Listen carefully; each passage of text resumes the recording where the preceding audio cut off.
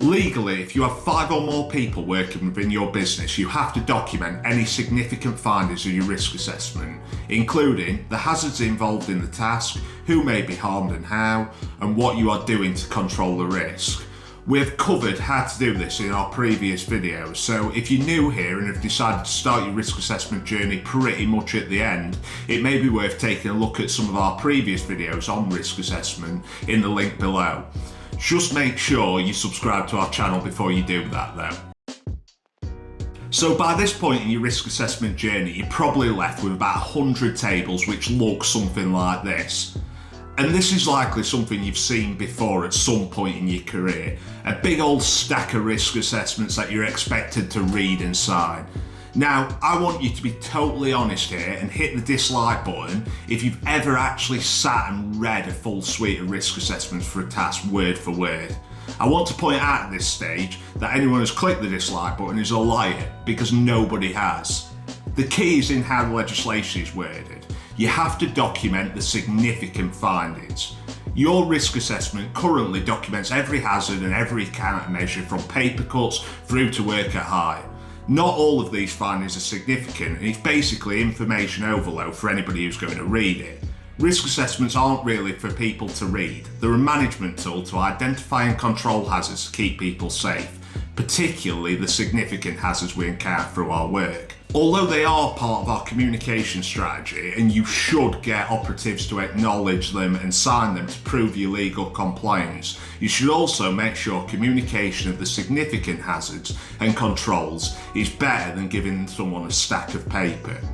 The main way to do this is by providing them with a safe system of work along with the risk assessments.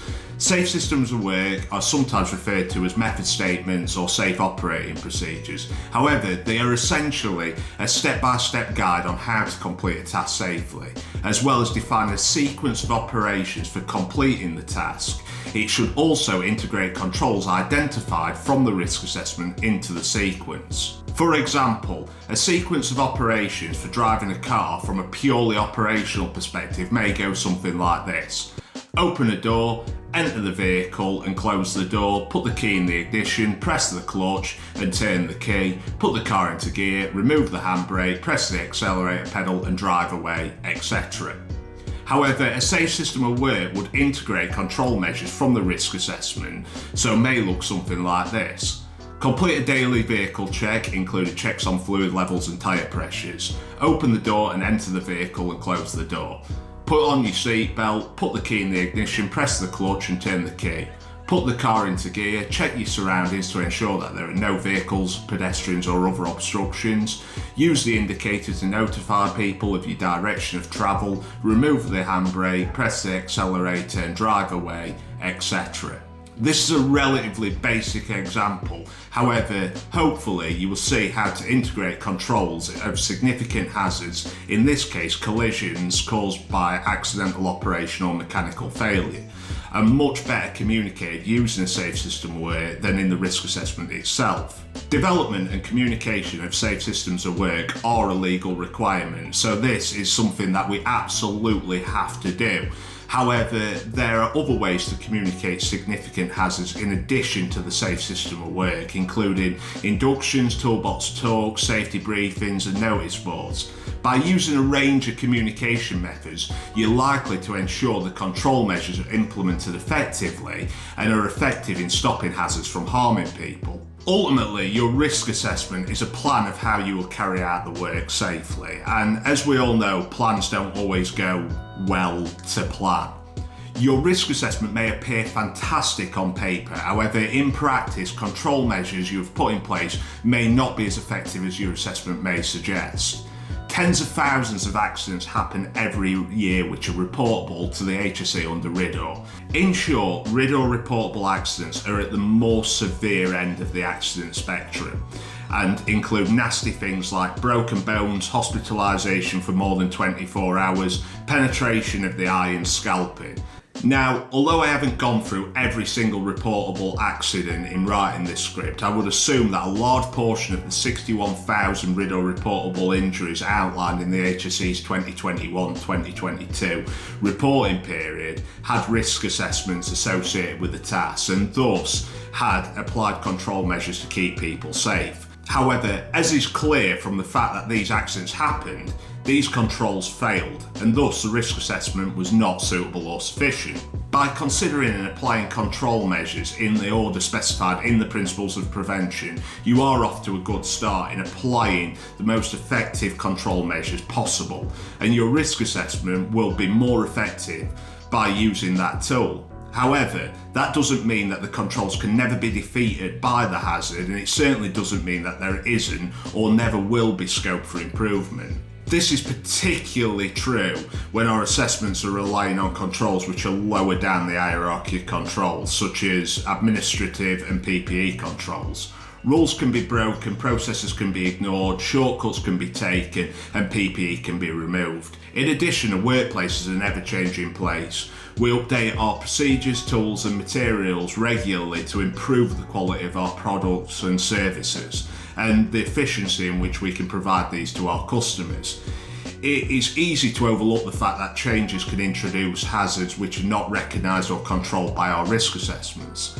Therefore, it's essential to review our risk assessments. So here are 3 ways you can monitor and maintain effective risk assessments for your business. Monitoring the effectiveness of control measures during audits. A main purpose of doing an audit is to ensure that administrative controls and processes are being followed effectively at the point of work. A big part of this is making sure that people are completing paperwork associated with the task during an audit. Completing documentation such as pre-use checks on equipment, point of work hazard assessments and permits can make a huge difference in keeping people safe, as long as they are completed by the people who are carrying out the task. During audits and safety inspections, take a look at how the task is being carried out and check that it's being carried out in accordance with the safe system of work. If it isn't, ask the people doing the job why.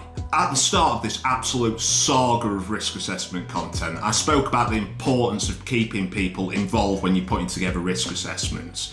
If the control measures that you've put in place are not workable or practical, people will take shortcuts, which often lead to incidents. By identifying controls that don't work, we can replace them with controls that do work, and this will help to lower the risk. Listen to people. Make sure that if someone reports an issue, whether it be a safety concern, a near miss or an accident, no matter how minor it is, this is followed up and is reflected in your risk assessment. Any concerns, particularly where there has been an incident, is an indicator that your risk assessment is not suitable and sufficient and the controls have not worked.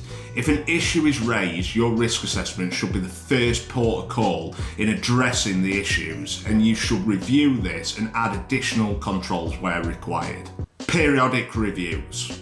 As time goes by, things change. This goes for legal requirements as well as technological advancements.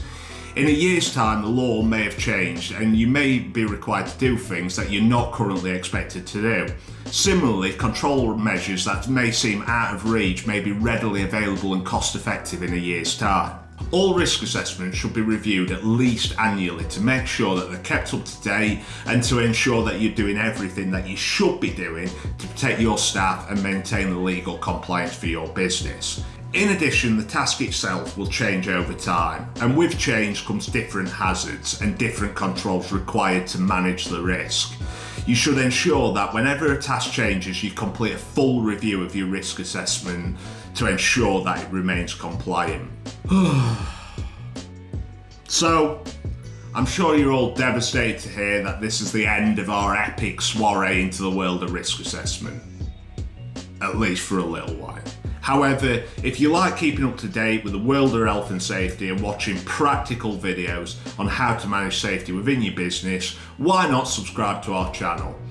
Or, as always, if you really can't be bothered to do your own health and safety, why not give the team at iSafe a call and we'll come out and do your health and safety for you. At iSafe, we can help you meet every legal requirement and defeat any tricky health and safety problem, whether it involves your risk assessments or anything else. So, if you're interested, click the link in the description below to get started. But for now, thanks for watching and stay safe out there.